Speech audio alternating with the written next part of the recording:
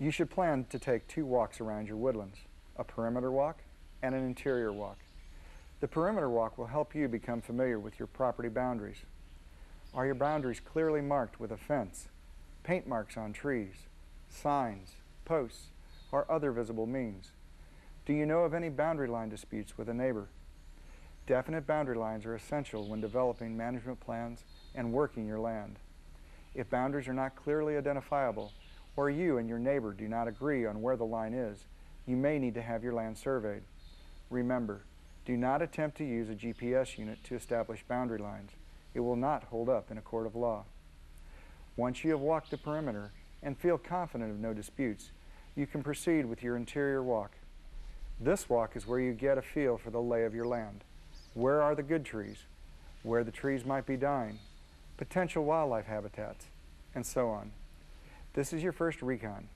More detailed inventories can and will follow, so don't worry about recording every detail. Enjoy yourself.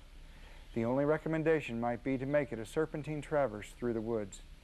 Perhaps as you complete the last leg of your perimeter walk, move 200 feet down the front perimeter line and walk back through the property. Then, when you reach the back perimeter line, move down another 200 feet and walk towards the front line. Keep doing this until you reach the other edge of your land. As you walk, take notes or draw right on your topographic map or aerial photo.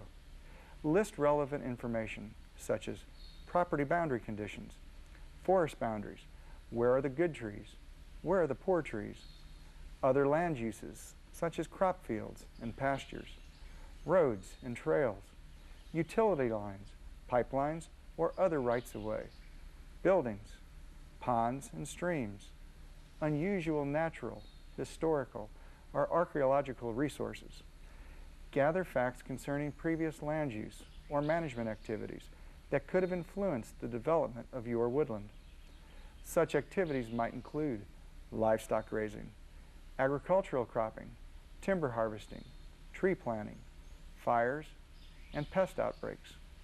Foresters use these events and their timing to analyze the development of existing woodlands and to predict the results of future management practices.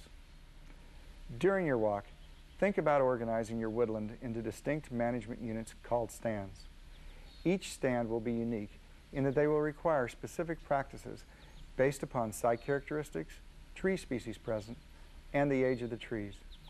Usually, stand boundaries will correspond to natural or constructed features such as streams, slope and aspect changes, ridges, roads, or fields. There are 3 reasons for delineating stands. First, some stands require specific management activities.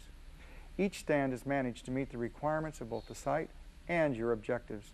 For example, a stand of young hardwoods would be managed differently than a stand of mature pines. Second, some stands have greater potential than others. Labor and capital should be concentrated on those stands that will yield the greatest return, be it improved wildlife habitat or high-quality timber. Third, dividing the woodlot into stands makes it easier to keep financial and work progress records. It will also allow you to set up a reasonable work schedule and set realistic goals. Stands can be as small as 2 acres to as large as 40, depending upon the site and tree characteristics. Because past management practices may have influenced the condition of the trees presently on the site, dividing along topographic features is usually recommended. Trees found on the same soil, slope and aspect should grow similarly and react to management practices about the same. Don't worry about making mistakes. Your forester or an experienced forest landowner can help you identify these stands.